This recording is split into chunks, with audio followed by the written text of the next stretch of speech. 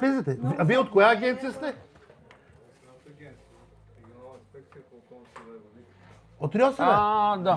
Браво. Здравейте, заповядайте. Сметища трябва да им Сядайте. покажем на хората, Сядайте, които ние не ще знам покажем дали ги всичко. виждате сметищата в община Гулянци. Ами добре, ние като пускаме сигнали, що не ходите тях да оправите нещо? Как? Ние сме пуснали една камара сигнали. Ма не, как да го кажем това нещо? Значи, вижте, има престъпление, ма той не е дошъл да се кара. Аз искам като гражданин да попитам. Аз не искам да има сметище. Вие ми говорите за зелена енергия, за опазване на горите и на водите. Ами вие знаете ли, че тук с високите подпочвени води, всяко сметище замърсява подпочвените води? Знае човека. Той е изпратен човек по анонимен сигнал. Вие трябва да свършите работа. А вие знаете ли, че сигнал е анонимен? Сигнала има имена. Ама тези имена не съществуват. Това не е мой проблем.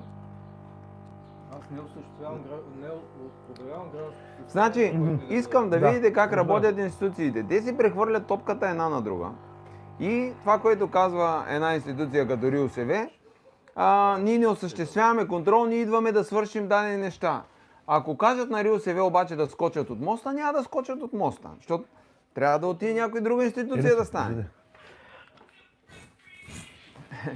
Човека е изнервен, защото му се казва истината. Ами ние как да работим, бе, господине? Как да живеем? Децата как да живеят като сметищата са? Аз искам да отида, аз ще снимам сметищата. Не, бе, Иво, как да работя? Не, значи подпочвените води тук са на 1 метър. Всичко е в сметища. Никой не отива да прави. Ето, говорим за новата власт. Ето, виж колко много и други агенции. Ето.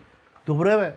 Ето искам да питам. Ето, един си тръгват, други идват. Добре, ето искам да питам. Аз как се чувствам? Аз се чувствам като насрам.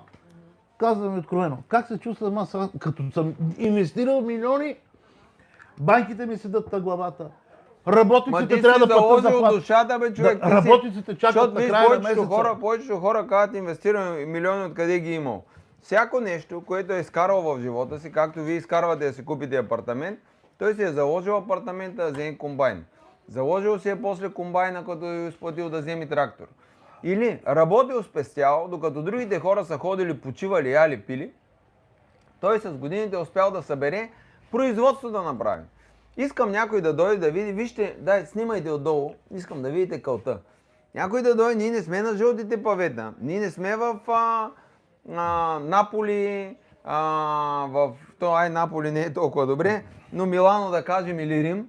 Ние не сме в Женева или Цюрих, ние се намираме на къра, както го казват. И тук трябва да се работи. Сега е жътва в момента. Жътвата е все едно да имаме раждане. Какво е това? И аз ви казвам, по средата на раждането. Им поисках, все пак ние трябва да сме наясно кой какви проверки ще ни прави. Ето така. Нищо. Нареждам. Само на тези хора им се плащат вижте заплати. колко агенции идват. На майките няма пари. Вижте ги, тези хора са тук. Ето, вижте кои агенции идват сега да ни правят проверка.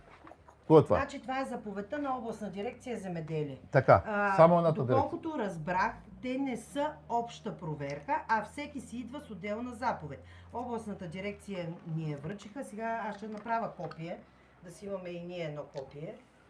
Значи тогава, от земеделие колко идват? Павка, щом идват, ще чакат. Един по един. Ама нека да идват. Не, един по един. Кой влиза първи, да се разберат коя институция, другите институции ще чакат. Гледайте какво става пред. Вижте колко агенции, вижте какво става. Мале, аз не знам какво да правя. Мале, вижте колко проверяват. Ето, говорим и новото управление искат нещо да направят. Гледайте какво Нека ще ги видим. Това вече е индивидуална отговорност, трябва да им се търси на тези хора. Колко дойдеха и колко идват. Един по един. Агенция по агенция, ще стоим до 12 часа през нощта, щом хората са дошли в петък, забележете, по време на жътва, един по един ще чакат. Аз не се занимавам с нищо наредно, бе. Картофи, лук. Човека се смее. Смешно ли ви е, господине? Ето, виждам го, че се смее. Смешно ли ви? Слънце пече. Как така ще кажете? Смешно ли ви? Вие отивате ли 2 лева, изкарали сте през живота си или да платите нещо, че да отидете да говорите така? И да смеете. Как да не внушаваме? Точно. Значи всеки човек, той няма как да се скрие зад държава. Тя рано или късно един човек има пост, свършва поста.